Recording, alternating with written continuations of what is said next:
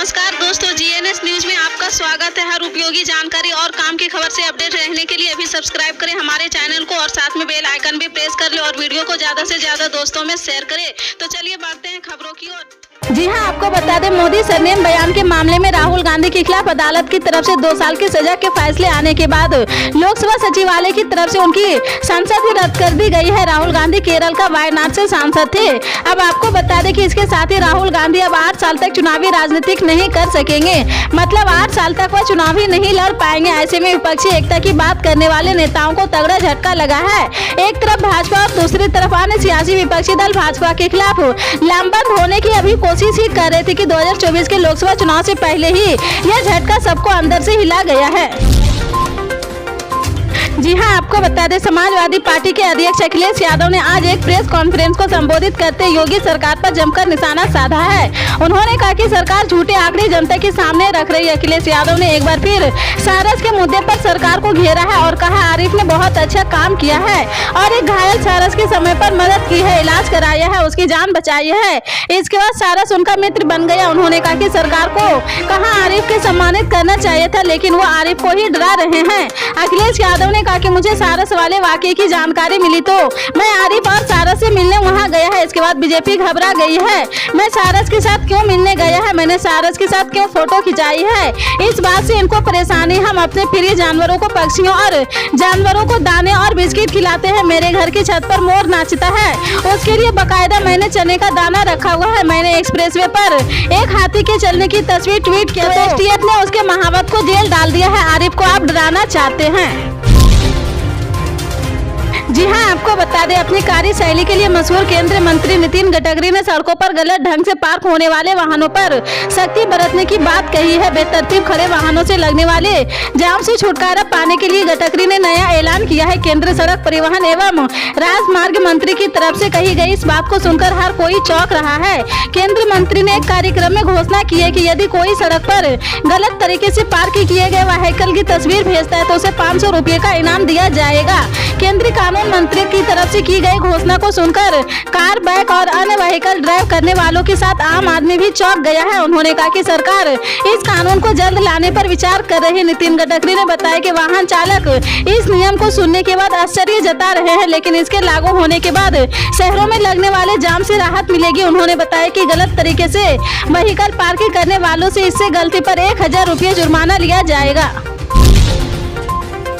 जी हां, आपको बता दें, कर्नाटक सरकार के अल्पसंख्यकों के 4% आरक्षण को वो कालिगा और लिग्यांत समुदाय को देने पर राजनीति गर्मा गई है। कांग्रेस नेता डीके शिव कुमार ने इस मुद्दे पर सरकार पर तीखा हमला बोला है। डीके शिव कुमार ने कहा कि कांग्रेस के सत्ता में वापसी करते ही अल्पसंख्यकों के आरक्षण को फिर से बहाल किया जाएगा। बता दें कि कर्नाटक सरकार के फैसले के तहत वो कालिगा और विश्व लिंगायत समुदाय को अब शिक्षण संस्थानों और नौकरियों में 2-2% आरक्षण का लाभ मिलेगा। कांग्रेस नेता डीके शिव कुमार ने सरकार के इस फैसले को असंवैधानिक करार दिया है। शिव कुमार ने कहा कि वह सोचते हैं कि आरक्षण संपत्ति की तरह बांटा जा सकता है। यह संपत्ति नहीं बल्कि अधिकार है। हम नहीं चाहते कि अल्पसंख्यकों को 4% आरक्षण हटाकर किसी भी बड़े समुदाय को दिया जाए। वह हमारे भाई और परिवार के सदस्य है। कर्नाटक प्रदेश कांग्रेस के अध्यक्ष ने कहा कि वो कालिगा और लिग्यांत भी इस ऑफर को ठुकरा देंगे। उन्होंने कहा कि अगले 45 दिन में उनकी पार्टी सत्ता में आएगी और पहले ही कैबिनेट बैठक में अल्पसंख्यकों के आरक्षण को बहाल किया जाएगा। डीके शिव कुमार ने बताया कि आगामी चुनाव में भाजपा की हार तय है।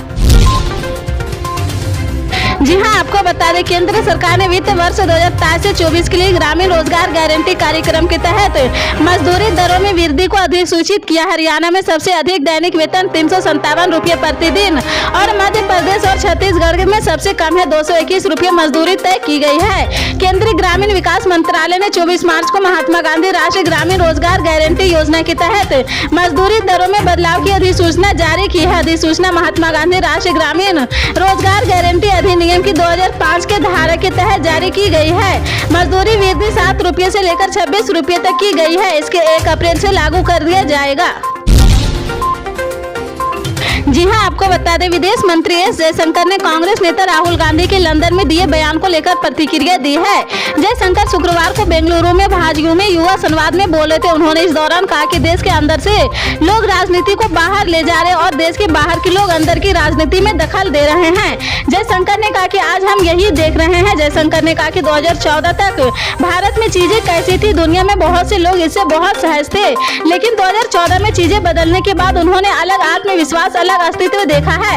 अचानक से लोग कहने लगे कि कुछ गड़बड़ है, अदालत ठीक से काम नहीं कर रही है, चुनाव आयोग ठीक नहीं है, प्रेस पर पाबंदी लगाई जा रही है। उन्होंने पूछा कि सब कुछ 2014 के बाद से ही हो रहा है। विदेश मंत्री एस जयशंकर ने इशारों में राहुल गांधी द्वारा विदेश में दिए गए बयान को लेकर उन पर हमला बोला है। उन्होंने कहा कि ऐसा क्यों हो रहा? आपके पास भारत के बाहर ऐसे लोग हैं जो विदेश में देश को लेकर बयान देते हैं। ऐसे लोगों को देश में चुनावी सफलता नहीं मिलती है, इसके बाद भी बाहर उन्हें भारत का प्रतिनिधित्व करने के बारे में देखा जाता है। अगर आप इतिहास में देखें तो यह सामान्य बात है।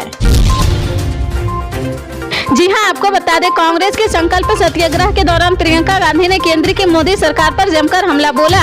प्रियंका गांधी ने कहा कि इस देश के लोकतंत्र को मेरे परिवार के खून ने सींचा है, हम डरने वाले नहीं हैं। प्रियंका गांधी ने बीजेपी नेताओं द्वारा अपने परिवार के अपमान का मुद्दा भी उठाया है।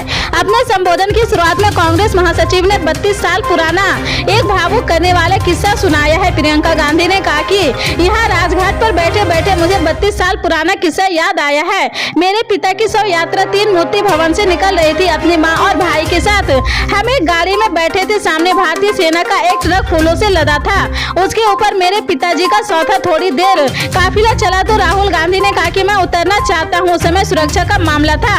मां ने कहा कि तुम उतर नहीं सकते हैं। प्रियंका गांधी ने आगे कहा कि राहुल ने जिद की है। मैंने मां से कहा कि उतरने दो।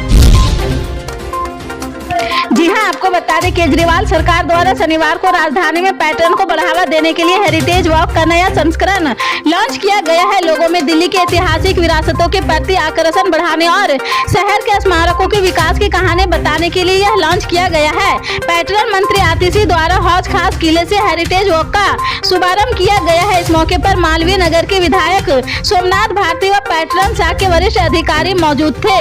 इतिहास के प्रति उत्साही लोगों के साथ वॉक में भाग लेते हुए पर्यटन मंत्री आतिशी ने कहा कि मुख्यमंत्री अरविंद केजरीवाल के नेतृत्व में इस देश की राजधानी को टूरिज्म कैपिटल के रूप में विकसित करने पर भी फोकस कर रहे हैं। उन्होंने कहा कि हेरिटेज वॉक किसी भी शहर की ऐतिहासिक समृद्धि का पता लगाने से सबसे लोकप्रिय तरीकों में से एक है। हजारों साल पुराने शहर के रूप में हमारी दिल्ली में इतिहास के प्रति उत्साही लोगों और पर्यटकों के लिए बहुत कुछ है।